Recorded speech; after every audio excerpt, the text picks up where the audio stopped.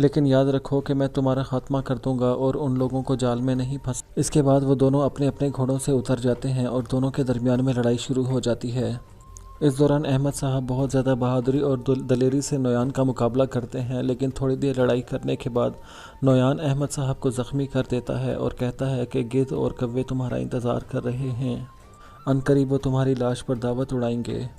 اس کے جواب میں احمد صاحب کہتے ہیں کہ گدھ اور کوے اس کو کھاتے ہیں جو تمہارے جیسا مردہ جسم ہو، میں اللہ تعالیٰ کے راستے میں شہید ہوں گا انشاءاللہ، اور اللہ کے راستے میں شہید ہونے والے مردہ نہیں زندہ ہوتے ہیں، انہیں اللہ کھلاتا پلاتا ہے۔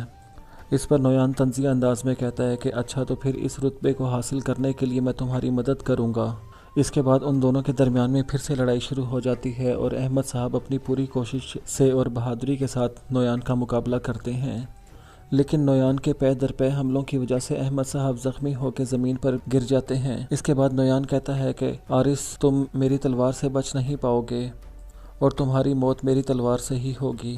یہ سنتے ہی احمد صاحب پھر سے کوشش کر کے اٹھتے ہیں اور دوبارہ سے اس پر حملہ کر دیتے ہیں، لیکن تھوڑی سی لڑائی کے بعد دوبارہ سے نویان اپنی تلوار احمد صاحب کے جسم میں گھوم دیتے ہیں۔ اس دوران احمد صاحب کلمہ شہادت پڑھتے ہیں اور زمین پر بیٹھ جاتے ہیں۔